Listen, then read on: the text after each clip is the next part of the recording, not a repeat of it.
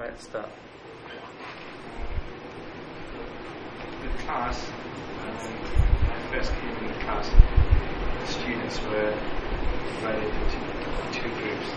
There were 12 students, so 6 and 6, and they were quite busy doing different things. So I think there's three main parts to the class. So the first part of the class was just like revising or going through what they did yesterday.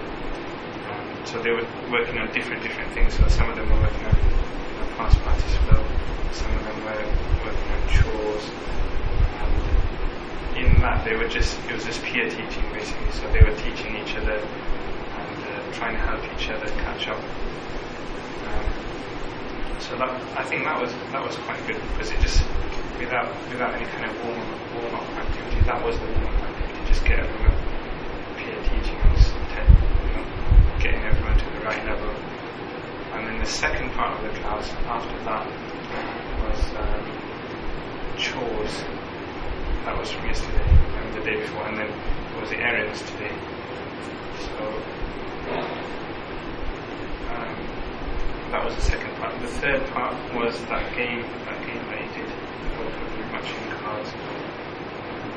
So some of the things that I liked in your class were some of the things that were different from my class and that I can try and put into my class.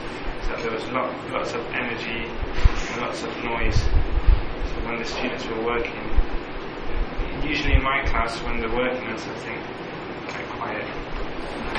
I'm also I back off a bit and just let them get on with it. But with you, if they're working on it, you're constantly hopping around, seeing what they're doing. There was lots of energy, and I noticed yourself, you didn't sit down maybe the first hour of the lesson. You sit down. So only when you start using the computer, you start down. So what I do is when I give them an activity, I walk around and check what they're doing. And then I go and sit down and just let them go on with it. So I like that. I thought that was nice. So lots of movement. The students were not shy about making noise and sort of calling out. It was good. I like the way that you worked with the activities. So basically, all the activities that you did, they were group based. So it wasn't like individual. Either they're working in pairs, or they're working in sixes, or they're working in groups of 3. But everything was working in groups, and that's something good. I don't do in my class, so that's something I can take. Do you read? Do you teach reading and writing? I teach mostly communication, Okay. but a bit of reading and writing as well. But then my reading and writing style is very teacher focused. And then for the comprehension questions and that's in a group. But just getting an understanding of what the reading's about, that's quite teacher focused. I think maybe at the lower level it was at the lower level, it's a bit more of that. But I really like that, putting them in groups, letting them help each other. Do you think the lower levels can do that? Or is there some way that you can sort of scaffold that to allow them to gain access to one another, or do they not have the communication? I think with the low level I could do both. So let them try that and then bring it back to I think what's key is the scaffolding. It's like scaffolding. When you plan, or when we plan for lower levels, we need to think about, for example, how can I structure it so that once I let them go, they know exactly what to do, I think I've had trouble with that in the past with lower levels. It's like you plan something and it's like you let it go and it's like, I didn't structure it enough to tell them exactly what I want to, 2 minutes I want you to do specifically this, and then check the instructions. Yeah. So that happens to me as well. With the first class, I can see they're not quite getting it. So that's right, okay, for the second class, we've got to just modify it a bit here. Okay, what I liked about your class, another thing, is that all the students, they seem on roughly the same level, and none of them seem to have become disengaged and fallen back. I think Michelle wasn't there that day. There's a few of them that are struggling. Because for example, one of them was dozing off, you're getting him back engaged, another one's like doing something that's like pulling him back into the group. Whereas what I do is, if the student is sleeping, I just let them sleep. He doesn't want to learn, okay, just let him sleep. Whoever wants to learn, we can learn. That's what I do, but then the problem with that is, and when the student is falling behind, and then slowly after 2-3 weeks, it's falling behind, and then it's lost motivation. Whereas what you did in your class, that you're always pulling them back.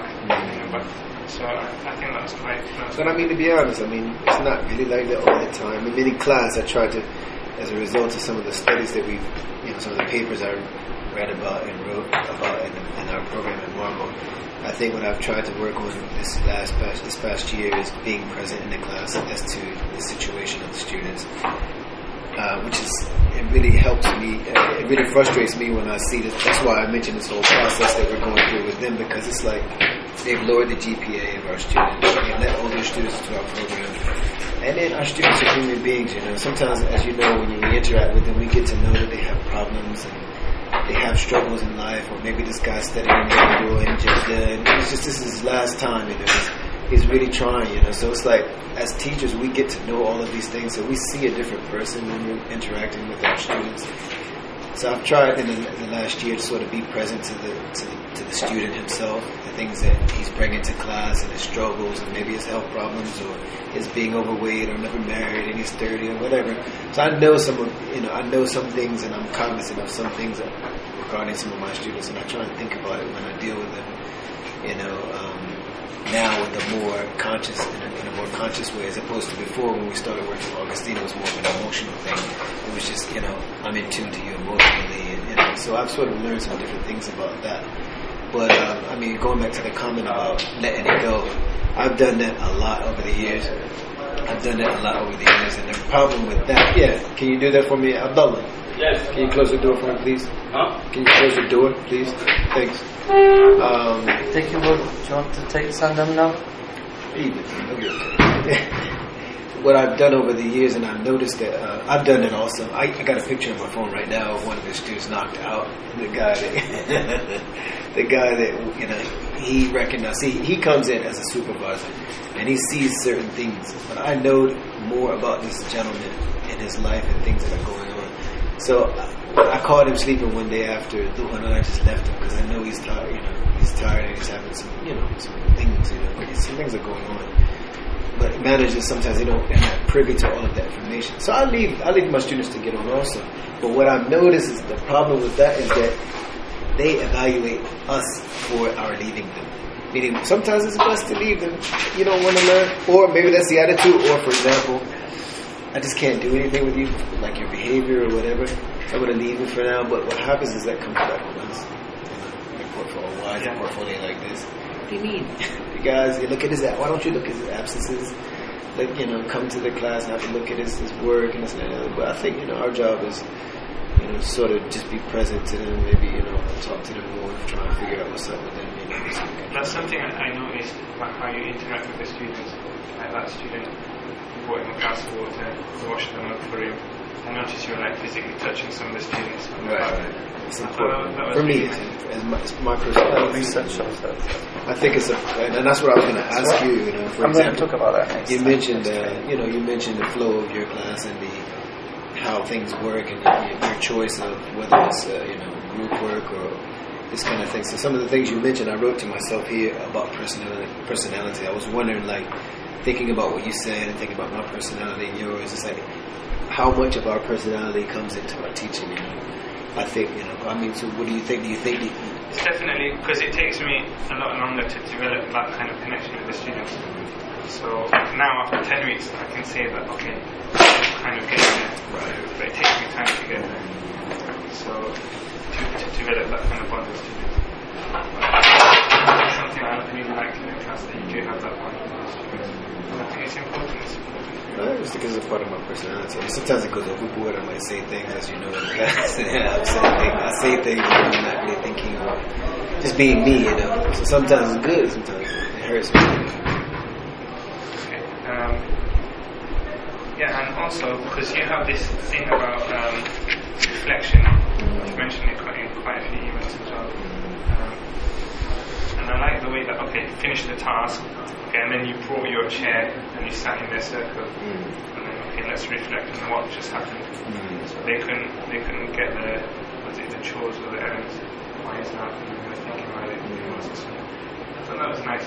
It seems to me as if, okay, you have a task, and then after that, okay, reflection, how did the task go? You don't do it on yourself, you do it with the students. Okay, how did it go? What was good? Okay, right, we need to work on this and this. Right. Okay, you're having difficulty with this. Okay, we need to work on this and this. Do something about it. That's what I thought was lovely about the first couple of years, specifically the first year when we didn't know what we were doing. I found a way somehow, based on the things that we were things that were coming from Augustine and then my reading and this and that and the other. I found that a better technique than using the book and strict syllabus was just to sort of feed off the students. Meaning, we all know that perhaps the present tense is something all people need. So start there, or start with some general topics, in the beginning of a term or whatever, and just start going with it. But what I found in that first year, whatever the students gave me from difficulty and problems or whatever, okay, that was the subject of the next lesson.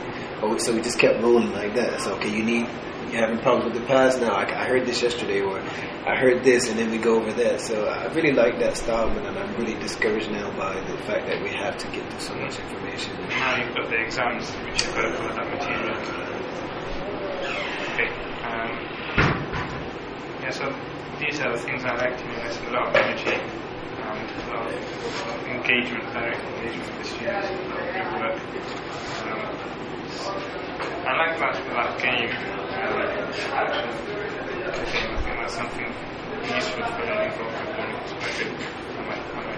So what about the technology? I noticed before we had different ideas about the use of technology in class. Do you think that Quizlet is something that is some benefit? I think Quizlet, yeah. It's private. I think they were enjoying that, and I think it's easy to use. Whereas Edmodo, I think it's not really designed. Something different. Yeah. Quizlet, I think it was quite nice. I think it's beneficial, especially for vocabulary. I think it was good. Yeah, I had a lot of trouble with Edmodo and Caroline. Edmodo wasn't very user-friendly. I think Caroline was worse. Caroline was very problematic for students. Like, for example, when I sit on that computer in the students' computer room, and I use Microsoft Word, I know how to use Microsoft Word. I've used it so many times. But the interface is in Arabic. Right. Okay. Throws you off. It throws me off, yeah. So that helps you with the empathy bridge. Yeah. It's just like, So you've got Caroline, and you've got something there. What's going on? It's like, it's English. yeah. I actually got some feedback from my students on that. That's why they hate the recorder. Some of them, mashallah, their personality allows them to talk. But I've noticed that I was reading recently about social identity and, some of the work of Bonnie Norton about, students coming out and speaking and how this is connected to their identity in the context of some of the other. So I noticed over the years that some students, when that recorder goes on, they're just like, But before, I used to open it up in class and get feedback from them on things like Caroline. And some of the students, they made some really good comments, and I passed it on to management. Nobody really said anything, I mean, they said things like, look, I don't know English. I open this thing up, it's all English. And then I can't ask you questions because it requires English. And once I ask you questions, if you answer, it's all English. It's like, I don't know what to do, That's another thing I liked. I liked the way that you used Arabic in class. Because it wasn't overwhelming, it was just like a word here, a word there. Yes. Just like, okay, concept check, do you get it? It matches up with this word. That was good. It's something that I didn't, not didn't like, but something I have to ask you about. Okay, so like when I was doing my self-help, so the guy really emphasized on being really precise in the speech. So for example, I'll give you an example. The first year I was teaching, the first term, first year, it was like week 18, week 19 or something. So I was doing a task with them, and I told them, right, 2 more minutes. So that's what I said, 3 words, 2 more minutes. And one of the students, he asked another student in Arabic, he asked him, what did he say? I was shocked. Week 18, week 19, and you didn't understand that. The other student, he was a good student, he said, I don't know, ask him. He didn't know either.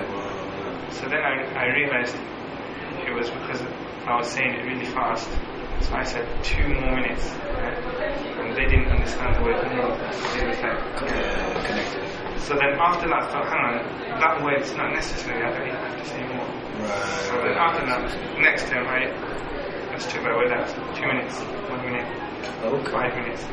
So like, really, anything extra, anything that's not necessary, I just Speech. try and chop it out.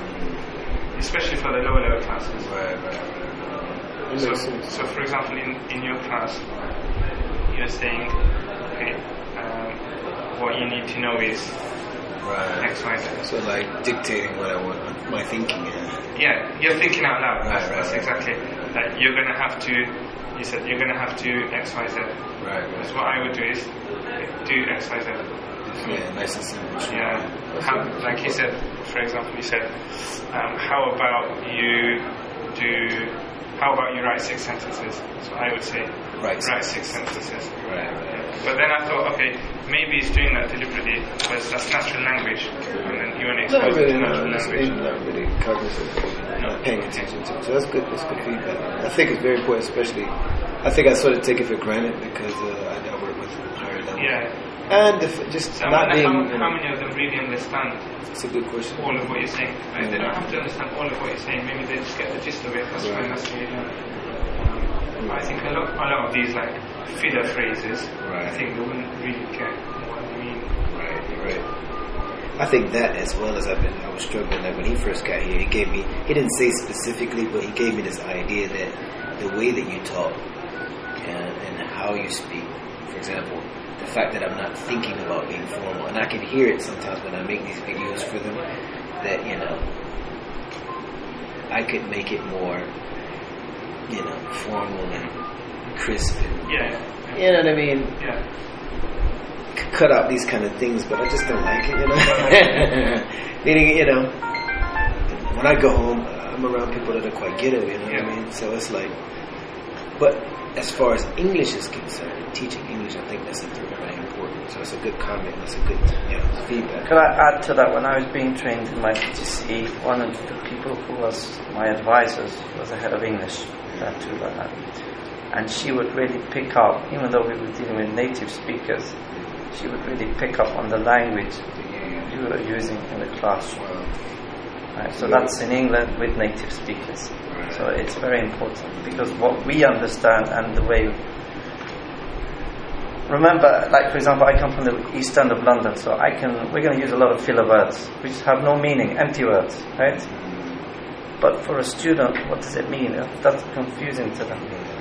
Even if you take it from different social contexts, like the working class, certain language terminology we use, the middle class and upper class, they wouldn't use it. It doesn't fit their social class in the same way some of the language they use we would never use because it doesn't fit our social class. So it's just being from a professional point of view in terms of teaching and coming into this community of practice, we need to have that common understanding of what's acceptable and what's not acceptable. So some of the social identity that we come with, we need to put it to one side. We can use some of it, but some of it we need to put to one side and say, well, in the classroom we need to be a little bit more aware. And in England, he was talking about presence. In England, we use the word withedness. It means the same thing, presence. Yeah, with it. Are you with it? Yeah, send them. Yeah, up to the top. Yeah, send them. Yeah. I think it's very important because I guess my concept when I first started teaching was, not to, sort of maintain this idea that I never wanted to really have two faces in there. I didn't want to be the teacher in class and then another person outside of that. Like, for example, Abdul Haki comes to my class and my students here, and me talking to him like, whoa, this guy, he doesn't interact with us like that, Who is he really, So, but I can sort of see the need for that. And I really appreciate, the people that are able to think succinctly, and well before they speak. This is something that I think I struggle with because my thoughts are erased in my mind. and my language is spontaneous a lot. And then I think about it. But then when I've heard, like, you know, a hadith, and I thought about that, you know, and what the ulama say about a person that, for example, his speech precedes what he's thinking, and says something about that person. So, when you meet someone and they start talking to you, you automatically make some sort of judgment. That's me personally. Well, I do.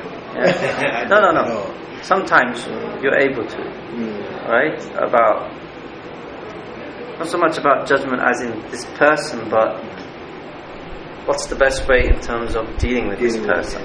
Yeah? You know, like for example, our level that we're dealing with from a professional level. If we're dealing with someone from the street, you can't just bring some of the language that we use to them. It's not going to work. Right. So if it's like some of these doctors here, when they prescribe medicine, they'll say you need. They won't tell you what the illness is. It's a simple illness like common cold, but they won't use that word. They'll use the medical word, right? And it's like, what is that? And you look it up, and it's not just a cold. But in England, they know that not to use the technical term, but just we're patients. Oh, you have a cold. You need to do this, this, and that. But here, they haven't developed that relationship. It may be some cultural thing, whatever, I don't know, where they start using the technical terminology. And it could be something simple. So these factors come into play here. Yeah, it's really important for me because I don't come from an English background. I wasn't a reader as a child. You know, I didn't read a lot as a child, and I studied chemistry and biology and math and things like that. So I never really had value for language, and you know, becoming a language teacher was as a result of my learning Arabic. So attention to language. And I noticed that other people that read a lot, and some of the people in our program that come from an English background, I feel sort of intimidated by them because they seem much more intelligent because of the language that they've been privy to as a result of their studies and their interest in things and reading books and stuff like this. So I guess that's something that I need to be more aware of and cognizant of. Is there anything else that you think of? I mean, it's also about the way we present ourselves in the classroom. It's very important. If the students see that, if we feel professional in our dress sense and mind, right, we're going to be more professional with our students. The students will feed off that as well. If we're really sincere with our teaching, the students will take heed of that as well. What I've struggled with is this concept of professionalism and drawing and that being a barrier between you and your students with regards to your that's something that was put to me when I was being trained as a teacher as well. That there's a very fine line between being a big brother and being a professional teacher. But it's just, once you get to know the students and so on, that's one thing. But when you're actually involved in the learning process, that's where you need to be professional. But you bring it in, the big brother, once you develop that respect, discipline and so on, where they know, okay, they're not going to use that as an opportunity